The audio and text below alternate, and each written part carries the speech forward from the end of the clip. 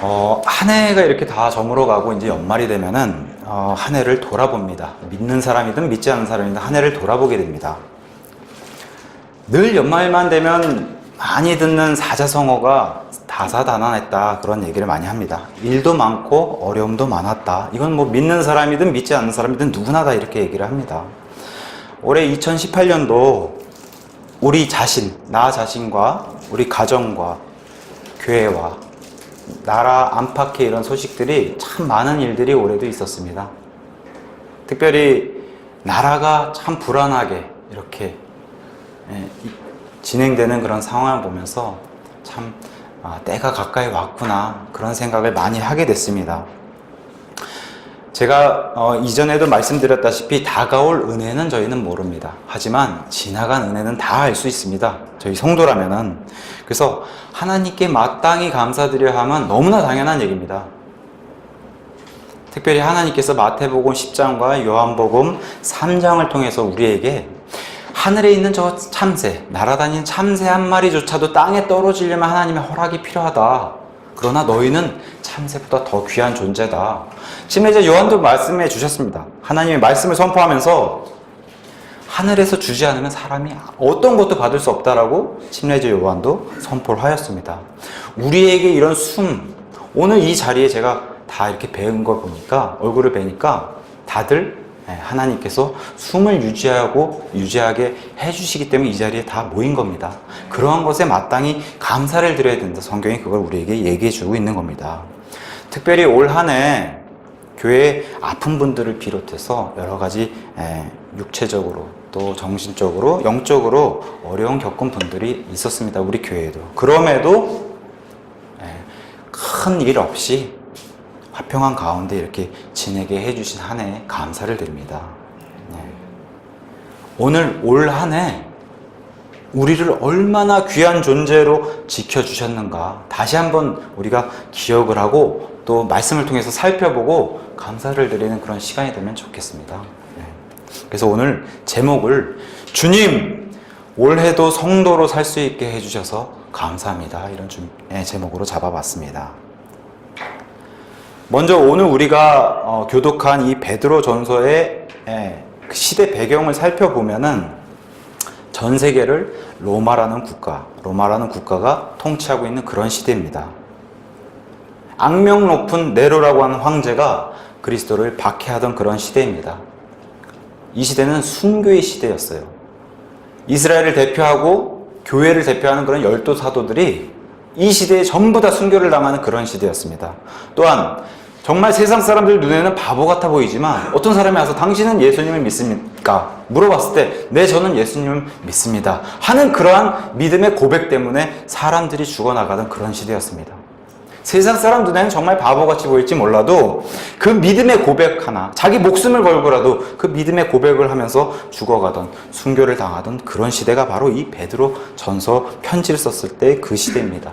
네로라는 황제가 그리스도인들을 향해서 비밀 결세를 하는 조직이다, 비밀 집회를 하는 조직이다, 음모를 꾸민다, 마술을 부리는 그런 조직이다라고 죄를 지어서 학살을 하던 그런 시대예요.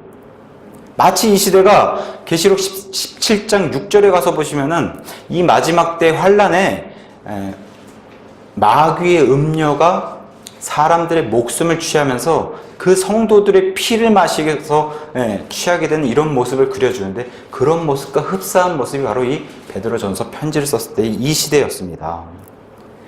우리가 성경을 통해서도 알고 역사 공부를 통해서도 알듯이 역사는 계속해서 반복한다라고 그렇게 배웠습니다. 로마 왕국은 몰락했습니다. 그러나 로마 왕국에서 세운 그 종교 시스템인 로마 카톨릭이 아직도 지난 1200년 동안 다크에이지라고 하는 이 암흑 시대를 이끌고 세상을 암흑 가운데 그렇게 중세를 보내게 했고, 지금도 여전히 살아있어서 종교 시스템은 여전히 우리 눈이 보는 것처럼 존재하고 있습니다. 이 시스템은 예수님이 지상재질이 아닌 그때까지 이 시스템이 간다라고 성경이 증언해주고 있습니다. 카톨릭의 수장인 교황이 지금도 우리가 눈으로 보고 뉴스로 듣고 있듯이 이슬람과 불교와 힌두교 이런 종교들을 모아서 종교 통합을 계속해서 이루어 나가려고 하는 그런 것을 우리가 눈으로 그 과정을 보고 있고, 이렇게 성경의 증언대로 나중에 이 종교가 우리 눈으로는 이해할 수 없습니다. 어떻게 이런 종교들이 하나가 될까? 그러나 성경은 이런 종교가 다 하나가 되어서 나중에는 이 바통을 적그리스도에 넘겨주고 그 적그리스도가 지금 우리가 부르는 것처럼 글로벌이라고 하는 이 온 세상을 하나로 묶어서 적그리스도가 다스리는, 마치 2000년 전에 베드로가 편지 쓸 이 로마 왕국 때처럼 온 세상을 하나의 통치자가 한 세상으로 만들어서 다스리는 그런 세상이 다가오고 있다. 성경이 그걸 증언해주고 있는 겁니다. 정치는 둘째 치고서라도 종교가 하나로 모이게 되면은 그 환란 때에 이 하나님을 믿는다고 하는 성도들이 당하는 그 고통을 상상만 해봐도 끔찍합니다. 우리는 배타적인 종교입니다. 절대적인 진리를 갖고 있기 때문에 섞일 수가 없습니다. 그러니까 이런 종교들하고 섞일 수 없는 그러한 이 사람들이 겪어야 되는 그런 끔찍한 일들 성경에 기록해주고 있는데, 특별히 계시록 7장 14장에 이스라엘에서 한 지파들 12지파에서 각 지파에서 12,000명씩 나와서 14만 4천 명이 하나님의, 결혼도 하지 않는 그런 순수한 사람들이 나와서 하나님의 말씀을 전하고 모조리 한 사람도 빠짐없이 다 순교당하는 것을 성경이 예언을 해주고 있습니다. 이 사람들에게 말씀을 들은 또 다른 믿음의 성도들이 생겨나서 그 사람들조차도 이 로마, 2000년 전의 로마 왕국 때처럼 믿음의 고백을 했을 때, 세상과 거부되는 그런 믿음의 고백을 했을 때 순교를 당하는 것을 계시록 20장에도 그려주고 있습니다. 참 멋있게 이 14만 4천에 대해서 하나님이 이렇게 증언해주고 계세요. 계시록 14장 5절에 그들의 입에서, 이 말씀 선포하는 14만 4천 명의 그들의 입에서 교활함을 찾을 수 없었으니 그들은 하나님 왕자 앞에서 잘못이 없도다. 얼마나 멋있는지 모릅니다. 하나님 왕자 앞에서 잘못이 없는 존재들이었다. 이렇게 하나님이 증언해주고 있습니다.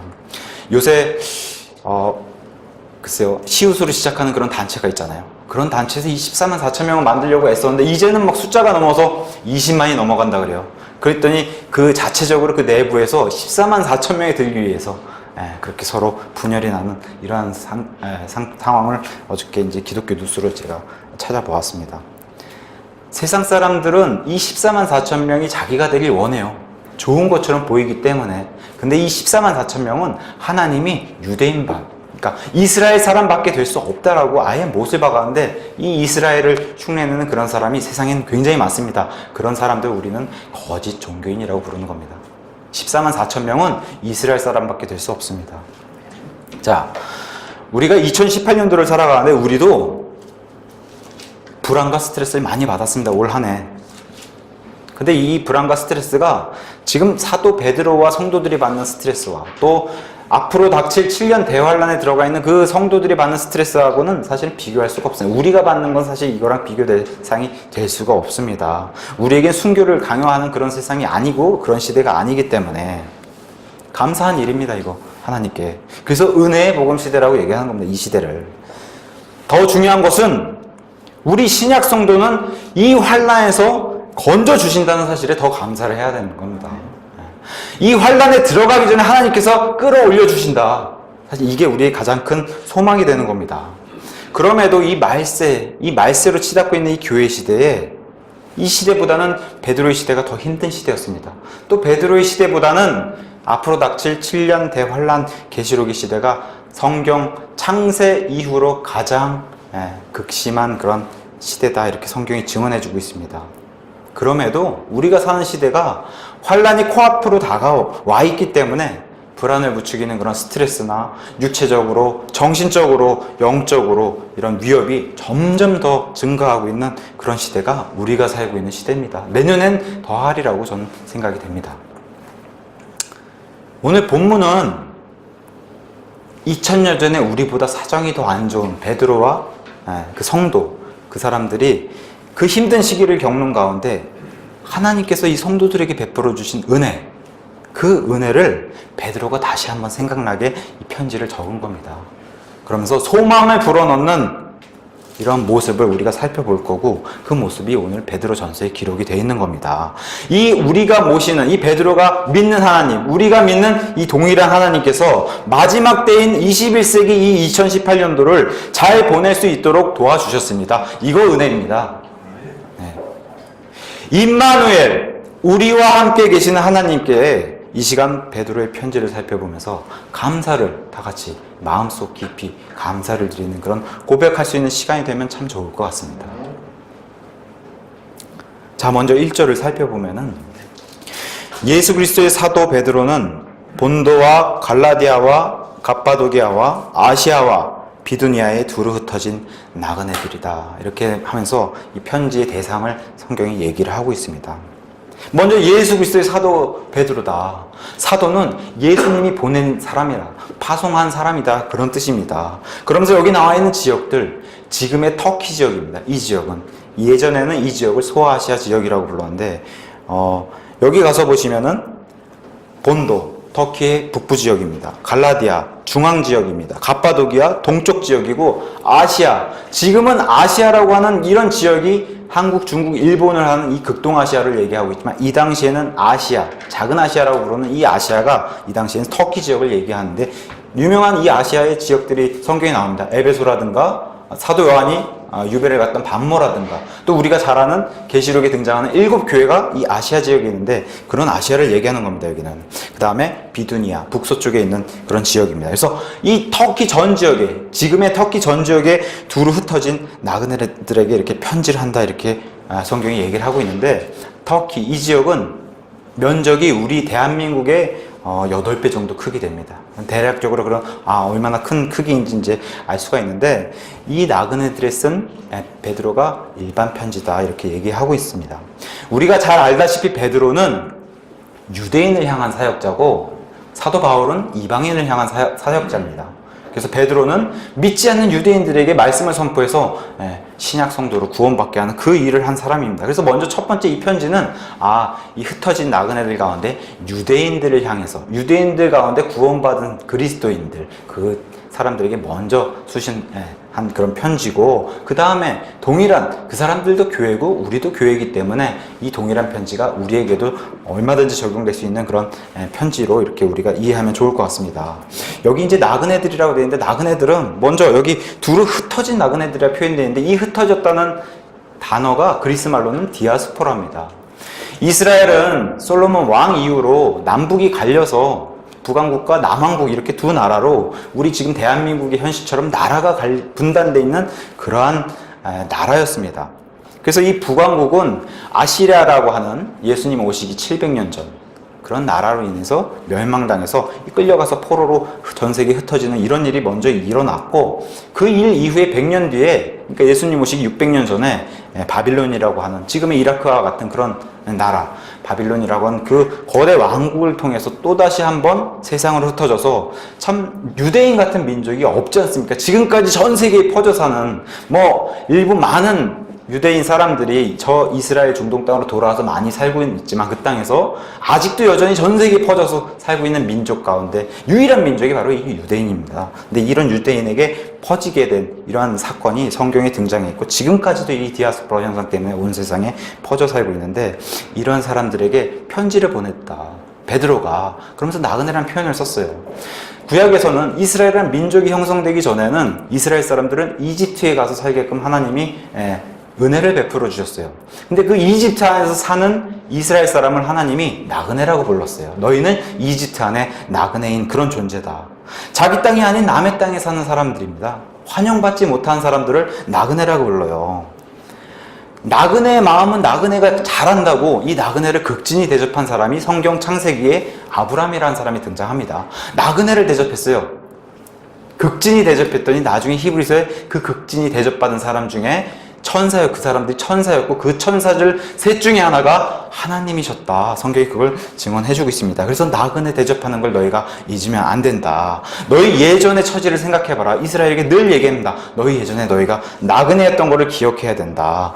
아브라함은 뭘 깨달았던 사람이냐면은, 이 아브라함 당시에 이집트에는 어마어마한 피라미드가 있었고, 소돔 같은 그런 도시는 세상에서 정말 발전한 그런 도시로 성경이 그려주고 있습니다. 우리가 세상에서 교육을 받아서 진화론이 득세하는 그런 교육을 받았기 때문에 좀만 옛날 사람들, 선사시대만 좀만 가더라도 뭔 시인이 무슨 천막치고 동굴이나 이런 데서 산 거를 자꾸 그렇게 마귀의 교육이 우리를 세뇌시켰기 때문에 그렇게 떠오르는데, 성경은 그렇게 얘기 안 하고 아브라함 당시에도 굉장히 지금 지을 수 없는 그런 피라미드가 있는 그런 시대에 살고 있었는데, 아브라함도 얼마든지 건물을 짓고 살 수 있었던 그런 사람임에도 아브라함은 성경이 뭐라고 증언합니까? 건물을 짓지 않고 장막을 치고 평생을 살다 하나님께 돌아갔다. 왜 아브라함이 이랬다고 얘기합니까? 히브리서 11장은 정확하게도 이 땅이 영원하지 않기 때문에, 자기가 잠시 들렸다가는 장소기 때문에 당신은 나그네로, 본인은 나그네로 살고 하나님께 돌아가야 되겠다, 이렇게 살았던 사람이 아브라함입니다. 이 아브라함은 이 믿음의 장, 히브리서 11장에서 아브라함, 이 믿음의 사람들 두고 뭐라고 얘기합니까? 믿음의 사람들의 합당한 장소가 이 땅은 아니라고 얘기해 줍니다. 성경이 그렇게 증언해 주고 있는데, 그런 삶을 살다가는 사람이 아브라함입니다. 아브라함 당시에 아브라함의 유명한 조카 롯이라는 사람이 등장합니다. 우리 베드로 전서 후서 가서 보시면 베드로 후서 2장 7절과 8절에 이 아브라함의 조카 롯에 대해서 성경이 이렇게 얘기합니다. 사악한 자들의 더러운 행실로 인해 괴로움을 받던 의로운 롯을 건져내셨으니, 이는 저 의로운 사람이 그들 가운데 거하며 그들의 불법 행위들을 보고 들으면서 날마다 자기의 의로운 혼을 괴롭게 하였기 때문이니라. 롯이 눈에 보기 좋은 그런 발전된 도시 소돔에 가서 살았는데, 가서 살아보니까 여긴 내가 살 곳이 아니구나. 믿음의 사람들이 섞일 수 있는 저 세상 사람들과 섞일 수 없구나. 그걸 증언해 준 게 바로 이 롯의 생활을 성경이 증언 다시 해주고 있는 겁니다. 근데 이렇게 퍼져서 온 세상에 퍼져 사는 그런 유대인에게 편지를 쓴 겁니다, 베드로가. 또 다른 표현으로는 성경은 나그네와 순례자를 성도들의 나그네와 순례자다. 여기 아브라함처럼 이 땅에 잠시 거쳐가는 사람들이기 때문에 성도는 나그네와 순례자라고 성경이 표현해주고 있는데, 구원받은 사람이면 내가 나그네구나라는 다 알 수 있다. 성경은 그렇게 얘기하는 겁니다. 구원받은 사람은 이 땅이 영원하지 않다라는 것을 다 알고 있다. 돌아가야 되는 나의 하늘의 처소가 있구나. 그래서 우리는 나그네라고 불립니다. 나그네라고 불리는 이 단어, 얼마나 귀한 단어인지 모릅니다. 우리 입장에서는 하나님께서 너희는 나그네다, 그건 구원받은 사람만 붙여주시는 겁니다. 이 땅의 나그네가 돼. 하늘의 나그네, 얼마나 좋은 단어인지 모릅니다. 자, 이런 나그네에게 사도 베드로가 편지를 쓰면서 이 나그네를 다시 한번 성경이 스스로 설명을 해주고 있는 겁니다. 2절에 곧 하나님 아버지의 미리 아심에 따라 성령의 거룩히 구별하심을 통해 순종함과 예수 그리스도의 피 뿌림에 이르도록 선택받은 자들에게 편지하노니 은혜와 평강이 너희에게 더욱 많이 있기를 원하노라. 자, 2절에서 보면은 어떤 사람들이 좋아할 단어가 등장합니다. 선택받은 자들이다. 근데 성경은 하나님의 선택받은 자들은 하나님이 미리 하심에 따라 선택한 자들이라고 성경은 얘기합니다. 로마서 8장도 동일하게 하나님이 미리 아심에 따라 선택한 자들이 있다. 그걸 우리라고 얘기합니다. 교회는 성경이 얘기할 때 하나님의 어떤 목적을 따라서 하나님이 부르신 자들, 근데 하나님이 미리 아심에 따라서 선택한 자들이다. 어떤 사람들처럼 하나님이 절대적으로 하나님이 정해놓은 자들이 아니라고 성경은 증언하고 있습니다. 우리가 유명한 요한복음 3장 16절 보면 하나님께서 세상을 이처럼 사랑하사 자신의 독생자를 주셨으니 이것은 누구든지 그를 믿으면 멸망하지 않고 영존한 생명을 얻게 하려 하심이라, 이렇게 얘기해주고 있는데, 누구든지에게 기회를 주시는 그런 하나님을 성경은 증언하고 있습니다. 또 우리 동일한 편지, 이 베드로가 쓴 동일한 편지 베드로후서 3장 9절에 가서 보시면 유명한 구절이 있습니다. 제가 읽어드리겠습니다. 주께서는 자신의 약속에 대해 어떤 사람들이 더디다고 생각하는 것 같이 더디지 아니하시며 오직 우리를 향하여 오래 참으사 아무도 하나님이 원하신 것은 단 한 명이라도 여기 들어가길 원하지 않는다고 성경이 증언해주고 있는 겁니다. 아무도 멸망하지 아니하고 모두 회개에 이르기를 원하시느니라.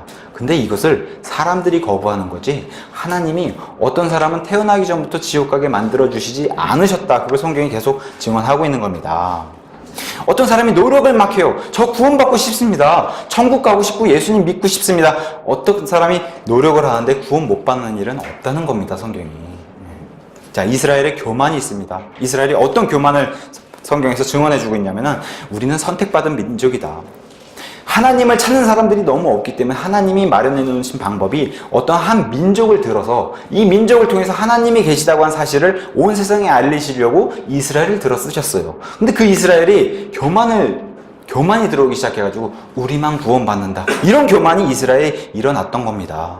그래서 그 대가를 톡톡히 치르고 있는 게 이스라엘이고, 나중에 이 이스라엘의 성전이 무너지고 나서 이스라엘이 멸망을 하게 되니까 그 바톤을 천주교가 이어받아서 우리가 영적 이스라엘, 그러니까 교회가 영적 이스라엘이 됐구나, 이러한 교리들이 생기기 시작했는데, 이것을 나중에 칼빈이라는 사람이 개신교, 종교개혁을 하면서 장로교를 끌고 똑같이 들어와서 우리가 영적인 이스라엘이라고 하는 이런 이스라엘 대체 신학을 가지고, 무서운 신학입니다. 우리가 이스라엘이라고 하는. 이게 아까 똑같이 14만 4천에 들어가려고 하는 그거랑 동일한 그런 교리입니다. 우리가 마치 이스라엘인 것처럼 우리만 구원받고 우리만 정해진 사람이고 우리만 선택받은 사람이다. 굉장히 무서운 교리인데 이런 건 성경이 지지해주지 않습니다. 제가 얼마 전에 기독교 신문 읽다가 이런 걸 봤습니다. 복음을 받아들이지 않는 사람에 대한 기사를 보니까 거기 댓글에 누가 이렇게 써놨어요. 하나님이 지옥으로 가게 선택한 사람입니다. 이렇게 써놨어요, 댓글을. 이런 건 성경에 없습니다. 모든 사람이 좀 전에 읽었던 것처럼 베드로후서 3장 9절처럼 아무도 멸망하기를 원치 아니하십니다. 하나님이 지옥을 만드신 이유도 사람 때문에 만들어 놓은 게 아니라 하늘에 타락한 마귀와 마귀의 천사들이 들어가게 마련한 그런 장소인데, 여기에 사람이 스스로 들어가려고 하니까 하나님이 어쩔 수 없이 죄 때문에 거기를 사람들이 들어가게 되는 것이 하나님은 원치 않는다. 그리고 누구든지 믿으면은 구원받게끔 하나님이 길을 활짝 열어 놓으셨어요. 그러니까 우리가 어떤 사람이 태어나기 전부터 엄마 뱃속에서부터 저 사람은 지옥 갈 사람이야, 이런 사람은 한 사람도 없다. 다만 하나님이 그 사람이 복음을 받아들이지 않는 것을 알 수 있다고 미리 아심을 통해서 알 수 있는 것이지 그 사람을 지옥 가게 아예 만드시진 않았다. 성경이 그걸 얘기해주고 있는 겁니다. 유명한 구절이 있어요. 히브리서 1장 14절. 미리 아심을 통해서 하나님께서 구원받게 될 상속받게 될 그런 상속자들을 위해 하나님이 보호해 주신다. 섬기는 영들을 보내주신다. 이렇게 성경이 증언하고 있는데, 저와 같은 경우는 제가 30대 후반에 구원받은 사람입니다. 저와 같은 경우는 하나님이 구원받게 될, 성준이가 저때 구원을 받는구나, 고백을 하는구나, 나를 믿는구나, 그때까지 하나님이 보호해 주시지 않으면 저는 구원을 받을 수 없어요. 그런 의미에서는 제가 알지는 못하지만 하나님이 섬기는 영을 보내주셨다. 그걸 성경이 증언해주고 있는 겁니다. 저와 같은 경우는 정말 많은 교통사고와 저는 자살도 기도했던 사람이기 때문에 정말 하나님이 보호해주지 않으면 제가 이 자리에 설 수 없는 그런 사람입니다. 그걸 제가 고백드렸고, 여러분들 앞에서 이런 사람들에게 어떤 사람이 고백받을 것을 미리 아시기 때문에 그 사람 보호해주셔야 되는 게 하나님의 이런 말씀 증언을 통해서 우리에게 확증해 주고 계신 겁니다. 칼빈의 그런 예정론 때문에 우스꽝스러운 그런 교리적인 모습도 있었어요. 칼빈 당시에는 어떤 사람이 전도를 못해요. 저 사람이 하나님이 지옥 가게 만든 사람이라고 생각이 들기 때문에 전도를 못하는 겁니다. 그런 우스꽝스러운 모습도 역사적으로 보여줬던 게 이런 절대적인 예정론인데, 그런 건 성경에 없습니다. 하나님은 미리 아시지만 사람은 모르기 때문에 우리는 최선을 다해서 하나님을 알리고 전도를 해야 되는 겁니다. 그게 성경적인 성도의 모습이라고 성경이 얘기하고 있는 겁니다. 그러면서 2절에 절대적인 진리 얘기해주고 있는 거예요. 성경이 삼위일체 하나님과 그 다음에 단번 속죄가 등장하게 됩니다. 먼저 삼위일체 하나님 아버지 미리 하심, 성령님의 거룩히 구별하심, 예수님의 핏부림. 정말 놀라운 이 삼위일체 진리를 드러내시면서, 특별히 예수 그리스도의 단번 속죄, 우리가 한 게 아무것도 없습니다. 우리가 그저 예수님께서 나를 위해 흘리신 그 피가 있구나, 십자가에서 나를 위해 흘리신 그 피를 흘리셨구나, 그걸 믿었을 뿐인데, 하나님께서, 그 예수님께서 단 한 번 영원 무궁토록 그 뿌려진 그 피를 통해서 우리를 죄와 사망의 속박에서 건져주셨다. 이거 우리가 받은 겁니다. 히브리서 12장 24절에서 가서 보시면 예수 그리스도께서 그 흘리신 그 피를 가지고 부활하신 뒤에 하늘에 올라가서 하늘의 성전에 그 피를 뿌리셨다. 그 피가 우리를 구원하게 됐다. 이렇게 얘기해 주고 있고, 또 히브리서 10장 22절에서는 믿는 자의 마음에 그 피를 뿌려주셨다. 이렇게 성경이 증언해 주고 있는 겁니다. 그래서 로마서 10장 9절과 10절에서는 성경이 이렇게 또다시 증언하고 있습니다. 그 마음에 뿌려진 피를 통해서 우리 믿는 사람들이 이렇게 고백할 수 있다. 내가 만일 내 입으로 주 예수님을 시인하고 하나님께서 그분을 죽은 자들로부터 살리신 것을 내 마음속으로 믿으면 구원을 받으리니 사람이 마음으로 믿어 의에 이르고 입으로 시인하여 구원에 이른다. 그 뿌려진 피를 통해, 마음에 뿌려진 피를 통해서 마음으로 하나님을 믿고 입으로 시인해서 구원을 받게 된 그러한 존재들이다. 우리가 성경이 그걸 얘기해주고 있는 겁니다. 3절에 가서 보시면 하나님 곧 우리 주 예수 그리스도의 아버지를 찬송하리로다. 그분께서 자신의 풍성하신 긍휼에 따라 죽은 자들로부터 예수 그리스도를 부활하게 하심으로 우리를 다시 낳으사 산소망에 이르게 하셨다. 잊지 말아야 할 절대적인 또 다른 진리가 나오는데 그것은 부활입니다. 우리가 반드시 부활한다. 하나님 아버지께서 예수 그리스도, 자신의 아들 예수 그리스도를 일으켜 세워서 부활해 주셨던 것처럼 우리도 동일한 부활을 해 주신다. 우리는 예수 그리스도의 빈 무덤을 자랑합니다. 없습니다. 예수 그리스도의 무덤 안에는 예수님께 없습니다. 부활을 우리는 예수님의 빈 무덤을 자랑하는 그런 존재들입니다. 사도 바울이 왜 이단이 됐다고 성경은 얘기합니까? 이 부활을 믿었기 때문에 사도 바울은 이단이 됐다. 사도 바울은 굴하지 않고 자신의 목숨을 걸고서 자신의 이스라엘 왕 앞에서 이렇게 또 증언을 하게 됩니다. 사도행전 26장 7절과 8절에 가서 보시면 제가 읽어드리겠습니다. 우리 12지파 이스라엘 얘기하는 겁니다. 밤낮으로 끊임없이 하나님을 섬기며 이 소망에 이르기를 바라는데 아그리빠 왕이여 이 소망으로 인해 내가 유대인들에게 고사를 당하였나이다. 이 소망을 가지고 있던 바울이 이단이 되고 미신을 믿는다고 얘기하고 이런 박해를 받았는데 사도 바울이 이스라엘 왕을 향해서 담대히 이렇게 외칩니다. 당신들은 어찌하여 하나님께서 죽은 자들을 살리신다는 것을 믿을 수 없는 일로 생각하나이까. 너무나 귀한 말씀입니다. 하나님께서 죽은 자들을 살리신다는 것을 믿을 수 없는 일로 생각하십니까? 저는 믿습니다. 저와 여러분 동일한 이 믿음 갖고 계십니까? 네. 이런 부활에 우리의 첫 번째 소망이 돼야 된다. 성경이 그걸 얘기해주고 있는 겁니다. 우리 역시 2018년도도 하나님께서 보존해 주신 완벽한 말씀이 있다. 이렇게 얘기하면은 조롱당합니다. 그런 게 어딨냐고. 있을 수 없다고 이 시대에는. 근데 우리는 이 믿음을 지켰습니다. 2018년도에 지키게 해주심을 감사를 드려야 됩니다. 온 우주를 말씀으로 만드신 분이세요. 하나님이. 우주를 만든 것보다 더 쉬운 게 성경 보존하는 겁니다. 하나님 편에서는. 우리를 다시 낳으셨다. 성경이 증언해주고 있습니다. 요한복음 3장에서는 우리 예수님께서 이 말씀을 너희가 반드시 다시 태어나야 한다. 이렇게 설명해 주셨어요.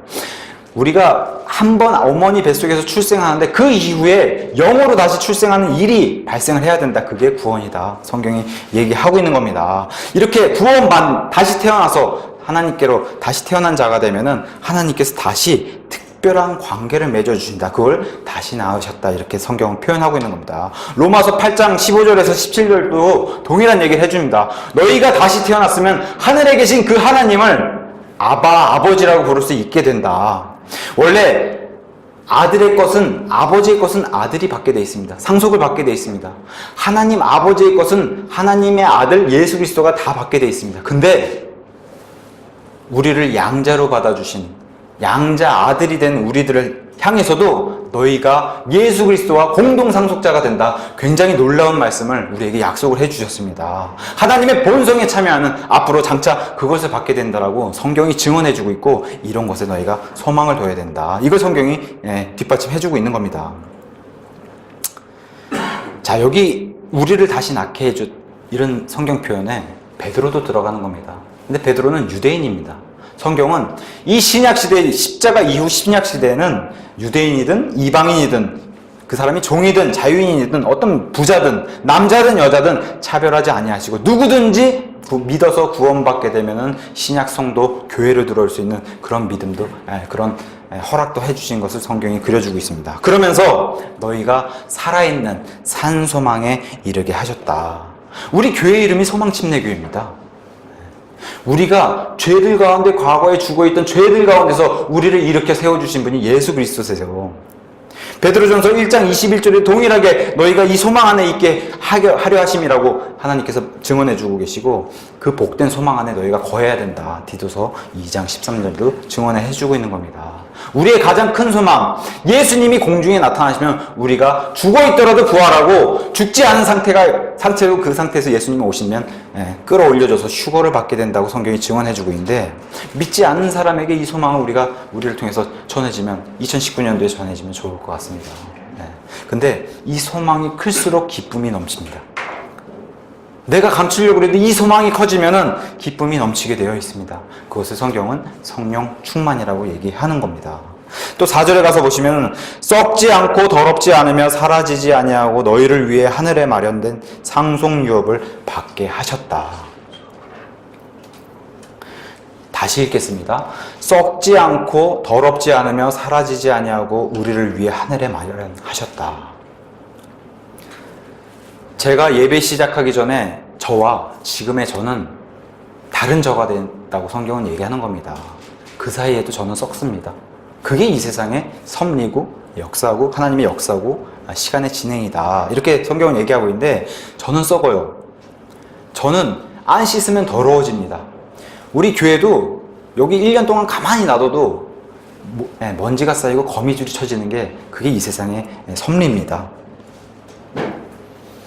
이 세상은 다 사라진다고 성경이 얘기하고 있는데 우리를 위해서 마련해 놓으신 것은 썩지 않고 더럽지 않으며 사라지지 아니하고 우리를 위해 하늘에 마련하셨다.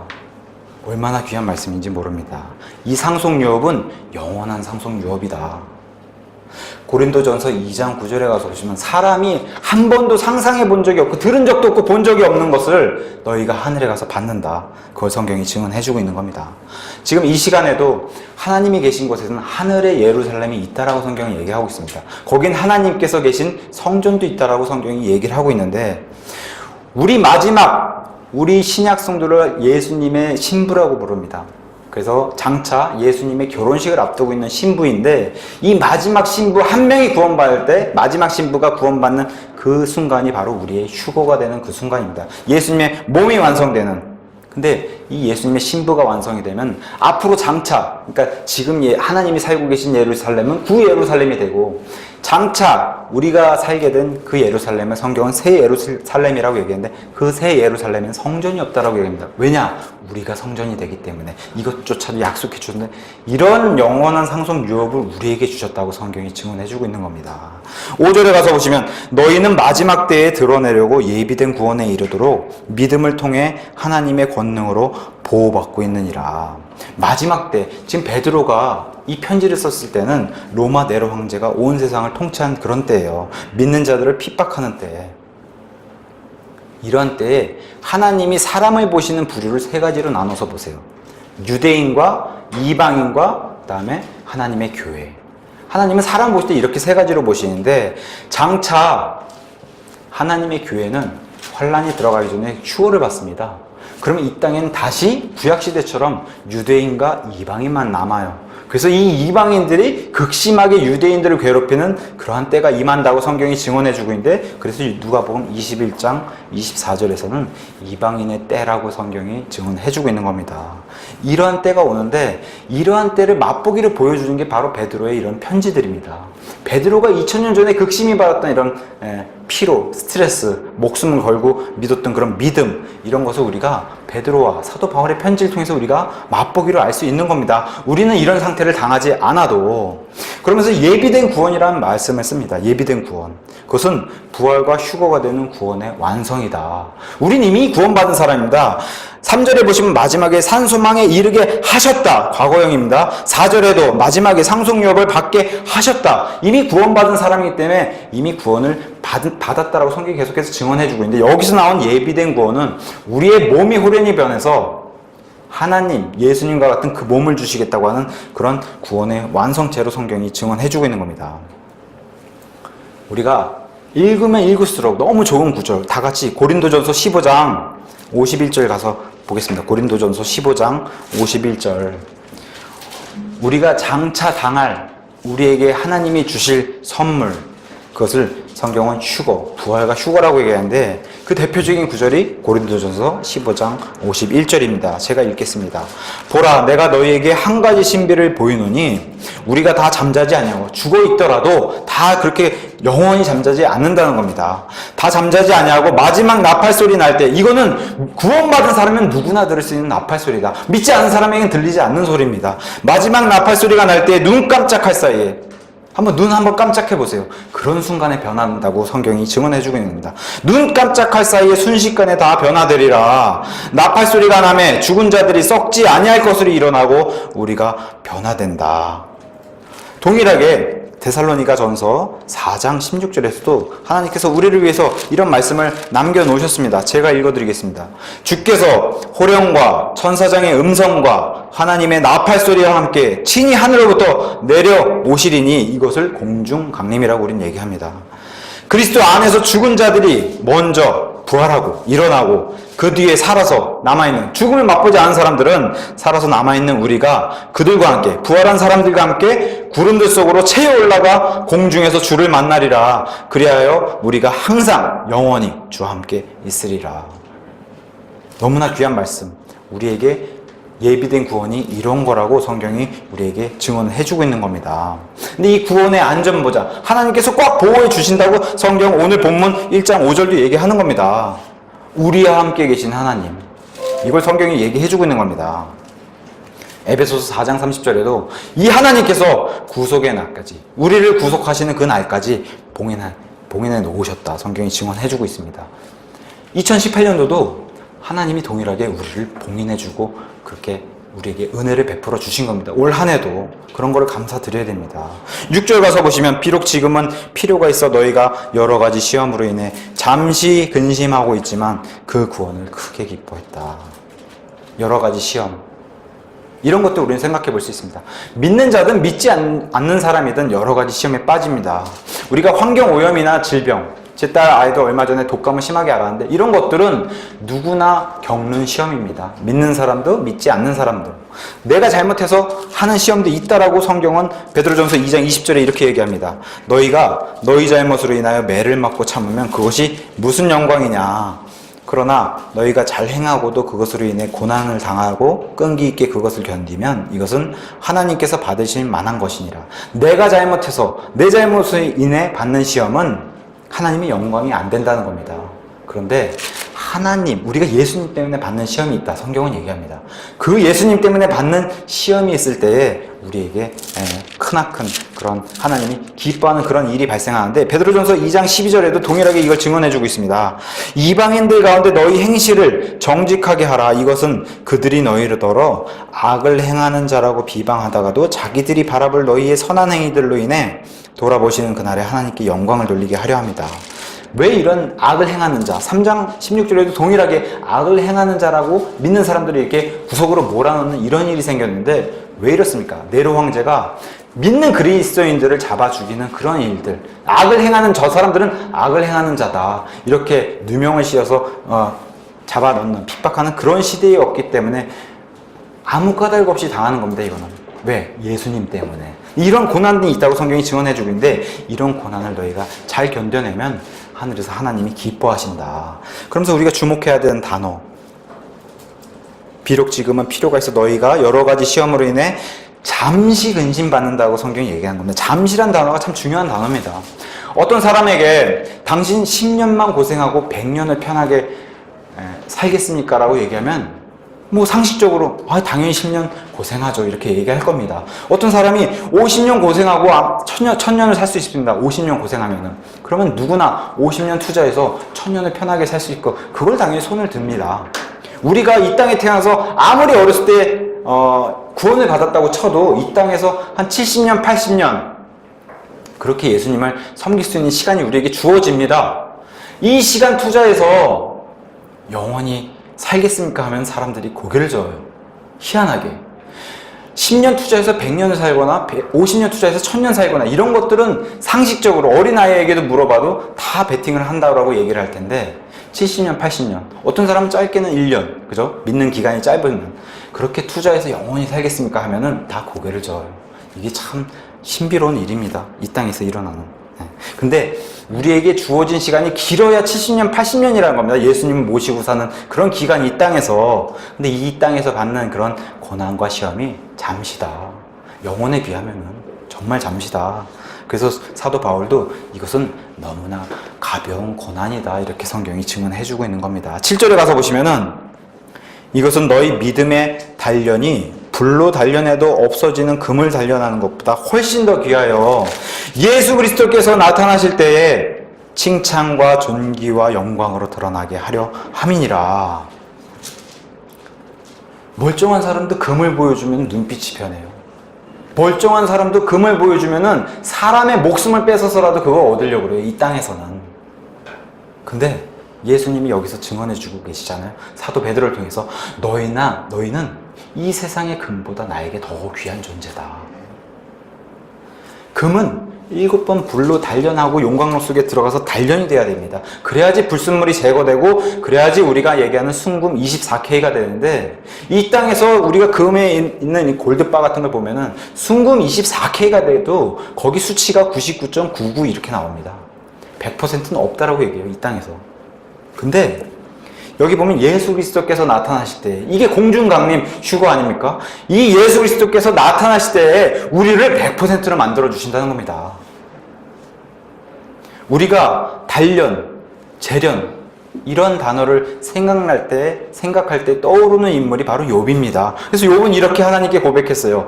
그러나 내가 가는 길을 그분께서 아시나니 그분께서 나를 단련하신 뒤에는 내가 금같이 나오리라 얘기했고 실제로 욥기의 결말에서는 욥이 하나님께 이러한 존재가 돼서 더 많은 보상을 받았다. 성경이 그걸 우리에게 증언해주고 있는 겁니다.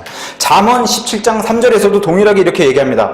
도가니는 은을 재련하고 용광로는 금을 재련하거니와 주께서는 마음을 단련하시느니라. 이렇게 성경이 증언해주고 있어요. 이와 같은 우리를 재련을 통해서 하나님이 우리를 더 단단하게 만들어 주시는데 여기 보면 예수님이 주시는 것과 스스로 자기를 높여서 자기를 칭찬하고 나는 존귀한 존재야. 내가 영광을 받았으면 좋겠다 했던 존재가 바로 사탄 루시퍼입니다. 자기 스스로 높아지려고 했던 존재. 이런 것을 성경은 교만이라고 얘기하는데 자기가 높아지려고 하는 이런 존재를 하나님은 성경을 통해서 어떻게 보여주냐? 가장 낮은 곳으로 끌어내리신다. 온 우주의 중심이 지구이기 때문에 이 온 우주의 가장 낮은 곳이 지구의 한가운데라고 성경은 증언해주고 있습니다. 그 한가운데 가장 낮은 곳으로 끌어내리신다. 하나님께서 그걸 증언해주고 계시고 저희는 글쎄요, 저와 여러분은 가진 게 없어요. 유명하지 않아요. 세상 사람들이 봤을 때 보잘것 없습니다. 고린도 후서 6장 9절에서 10절에서 동일하게 우리는 무명한 자입니다. 세상에서 봤을 때. 근데 하늘에 있는 하나님과 하나님의 천사들과 천상의 존재들과 구원받은 성도들 앞에서는 우리가 유명한 자다. 우리가 세상에선 가진 게 없는 것처럼 보이는데 하늘에선 너희가 부유한 자다. 제일 높은 곳, 마귀는 제일 낮은 곳으로 끌어내리시지만 우리 구원받은 성도는 하나님 왕자 오른편, 거기가 세상에서 온 우주에서 제일 높은 곳이라고 성경은 증언하고 있습니다. 거기에 앉혀주신다. 겸손한 자는 이렇게 높여주시는 분이 하나님이세요. 그러면서 칭찬과 존귀와 영광으로 드러나게 해주신다. 예수님 다시 나타나실 때 우리가 예수님의 신부가 된 존재인데 우리 결혼식 가서 보면 마지막에 신랑과 신부가 행진을 해가지고 온 하객에게 내 신부를 자랑하고 드러내주지 않습니까? 결혼식에도 바로 그 일을 해주신다. 예수님이 온 땅에 공중 강림하신 이후에 7년이 지나고 이 땅의 지상에 발을 내리실 때 우리 신부도 동일하게 그 뒤를 따르면서 온 땅에 있는 세상 사람들에게 이 존재가 나의 신부다라고 하나님이 계시록 19장에 기록을 해주셨습니다. 우리를 그러한 존재로 만들어주신다. 얼마나 힘이 나는 이런 구절인지 모릅니다. 8절에 너희가 그분을 보지 못하였으나 사랑하는도다. 지금도 너희가 그분을 보지 못하나 믿으며 이루 말할 수 없고 영광이 가득한 기쁨으로 기뻐한다. 여기 편지를 쓰는 베드로는 3년 반 동안 예수님과 동고동락한 사이입니다. 그 베드로가 증언해주고 있는 겁니다. 나는 예수님 보고 느끼고 같이 식사하고 같이 잤던 그런 사람인데 너희는 보지 못하는데 믿는다. 사랑하고. 이게 믿음이라고 성경이 증언해주고 있는 겁니다. 믿음은 보는 것으로 우리가 걷지 아니하고 보이지 않는 것으로 걷는다고 하는 그런 성경의 진리의 말씀을 알려주고 있고 성경의 유명한 인물들 가운데 모세란 인물이 있습니다. 이집트 왕의 목숨을 위협하는 그런 이집트의 거대한 그런 권력을 가진 그런 존재 앞에서도 보이지 않는 하나님을 선택하는 이런 믿음의 사람을 히브리서 11장 27절이 증언해주고 있습니다. 보이지 않는 것을 그 길을 향해서 선택하고 걷는 게 믿음이다. 제가 다시 한번 읽어보겠습니다. 저와 여러분 하나님을 보지 못했습니다. 그럼에도 사랑하십니까? 아멘이 너무 적은 것 같아요. 아멘. 자, 저와 여러분 하나님을 보지 못했습니다. 그럼에도 사랑하십니까? 아멘. 자, 저와 여러분 지금도 하나님을 보지 못합니다. 그럼에도 믿으십니까? 아멘. 이거 믿으셔야 됩니다. 네. 자, 근데 그 다음 구절이 문제예요. 2018년도 저는 이 다음 구절이 굉장히 찔리더라고요. 이루 말할 수 없고 영광이 가득한 기쁨으로 기뻐해야 했는데 이게 성경에 얘기하는 성령 충만입니다. 근데 이건 제가 못한 것 같습니다. 그래서 하나님께 고백드리고 이 시간에 이런 것들은 내년에 좀 이루어지게 해주십사 그렇게 하나님께 그런 기도를 드렸습니다. 여러분 어떠십니까? 2018년도에 이런 성령 충만함이 여러분과 함께 하셨는지, 아니면 나에게도 이런 말씀이 찔리는구나, 내년엔 더 열심히 해야겠구나, 그렇게 작정하는 그런 시간도 되면 좋을 것 같습니다. 자, 보지 못하는 것을 믿는 거예요. 예수님이 부활하셔서 예수님이 제자 가운데 도마에게 만져봐라. 자, 여기 손가락에 십자가에 찔린, 십자가에서 나의 손가락에 찔린 못자국, 창으로 찔린 허리에 이 자국 만져봐라. 그러면서 뭐라고 얘기해 주셨습니까? 이걸 보고서 믿는 사람들 너희도 훌륭한 사람들이라. 그러나 앞으로 저와 여러분처럼 예수님 보지 못했어요, 우리는. 그러나 보지 못하고 믿는 사람들에게 하늘의 복이 더 충만하다. 이걸 예수님이 약속해 주셨습니다. 우리는 그와 같은 자들이다. 이루 말할 수 없고 영광이 가득한 기쁨으로 기뻐하는 그런 내년이 되기를 예수님 이름으로 축원합니다. 베드로는 불명예를 얻었어요. 그것은 3년 반 동안 시간을 예수님과 보내면서, 그러면 예수님과 보내고 잠자고 24시간 붙어 있었는데 더 잘하고 더 잘 믿어야 했는 게 당연한 이치입니다. 근데 그러지 못했어요. 오히려 2000년 내내 베드로가 들은 그런 얘기는 뭡니까? 예수님을 부인한 사람. 이게 계속 따라다녔어요, 베드로한테는. 근데 베드로가 얘기하는 것은 뭘 얘기하냐면은 어쩔 수 없다. 시간을 되돌릴 수 없기 때문에. 사람이 가장 미련한 그런 행동 중에 하나가 과거를 거울 삼아서 앞으로 전진해야 되는 게 사람입니다. 그걸 성경도 증언해주고 있고. 근데 과거에 자꾸 매여서 그때 그랬으면, 이게 참 사람의 미련한 행동 중에 하나입니다. 과거에 그랬으면, 그게 과거에 자꾸 매여 있는 건데, 성경은 베드로도 동일하게 과거의 것은 어쩔 수 없다, 되돌릴 수 없다, 앞으로, 지금 현재와 앞으로가 중요하다. 우리에게는 우리 역시도 지나간 시간, 이제 2018년도 되돌릴 수 없습니다. 다가오는 2019년도가 중요하다는 겁니다. 네. 자, 9절. 이는 너희가 너희 믿음의 결말 곧 너희 혼의 구원을 받았기 때문이라. 우리가 왜 보이지 않는데도 믿고 예수님을 사랑하고 하나님을 사랑합니까? 성경이 증언해주고 있는 겁니다. 9절에 이는 너희가 구원받은 사람이기 때문에 그렇다. 사랑하고 믿으며 주를 기뻐할 수 있는 이유가 구원받은 존재이기 때문이다. 믿음으로 받은 것이 뭐라고 얘기합니까? 믿음으로 받은 대가가 혼의 구원이다. 하나님은 사람을 세실 때 한 명, 두 명 세시는 게 아니라 한 혼, 두 혼, 세 혼 이렇게 세신다는 겁니다, 성경이. 이게 우리 기존 성경처럼 영혼으로 되어 있으면 문제가 되는 거예요. 우리는 영혼만 구원받은 사람이 아니라 혼, 우리 그 영혼육의 인격체 자체, 그 자체가 하나님은 혼이라고 얘기하는 겁니다. 이런 인격체 자체, 우리 사람 자체, 저 이성준이라는 사람, 그 사람 자체를 성경이 혼이라고 얘기하는데 그 혼이 구원받은 그런 존재이기 때문에 너희가 이렇게 하나님을 사랑하고 믿으며 기뻐할 수 있다. 성경이 증언을 해주고 있는 겁니다. 구원받은 혼은 성경이 성도라고 얘기합니다. 특별히 우리 이 시대에는 신약 성도라고 얘기하고 이 신약 성도를 교회라고 성경은 얘기합니다. 이 건물이 교회가 아니라 저와 여러분이 사람이 교회다. 교회라고 얘기하고 이 교회는 신부고 그다음에 하늘의 성전이다. 이렇게 우리를 2018년도도 변함없이 우리를 이끌어 주신 분이 하나님이세요. 오늘 말씀을 정리하면서 다 같이 눈을 감으시고 제가 오늘은 기도로 정리를 하겠습니다. 다 같이 눈을 감으시고 제가 기도 드리는 걸로 마무리를 하겠습니다. 잠시 들렸다 가는 이 나그네와 순례자의 세상에서 믿음을 통해 하나님께 선택받은 자로 2018년을 살 수 있게 해주신 하나님께 다시 한번 감사드립니다. 또한 아버지께서 예수 그리스도를 통해 우리 역시 아들로 받아주셔서 올해도 아들로서 살아갈 수 있도록 해주심에 감사드립니다. 예수님을 죽은 자들로부터 부활하게 하신 아버지께서 우리도 이제 구원받은 자녀로서 장차 예수님처럼 부활한다는 살아있는 소망을 가지고 오래 살 수 있게 해주심에 감사드립니다. 예수님께서 나를 위해 피를 흘리셨다는 그 사실을 믿었을 뿐인데 썩지 않고 더럽지 않으며 사라지지 아니하고 우리를 위해 친히 하늘에 마련하신 상속 유업을 이미 거저 공짜로 주신 사실에 다시 한번 감사드립니다. 아멘. 불안한 이 마지막 때에 하나님께서 그 강한 권능, 파워로 올해 역시 보호해 주셨음에 감사드립니다.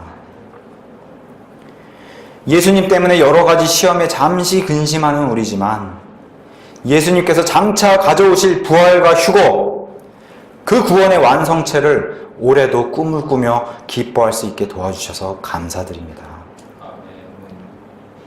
올해도 금보다 훨씬 귀하게 여겨주신 거 감사합니다. 앞으로 예수님 공중 재림하실 때에 이 무익하고 보잘것없는 미천한 존재를 칭찬과 존귀와 영광으로 드러나게 해주실 이 약속을 올해도 간직할 수 있도록 해주셨던 것에 감사드립니다.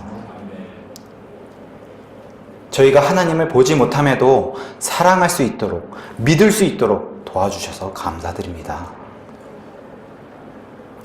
이런 감사한 것들을 많이 받고 누린 2018년도임을 고백하고 내년에는 이러한 은혜에 반응하여 하나님께서 주신 구원받은 자로서 말할 수 없고 영광이 가득한 기쁨, 그 성령 충만함을 힘입어서 하나님을 더욱 기뻐하며 세상에 전할 수 있는 2019년도가 되도록 도와주시옵소서.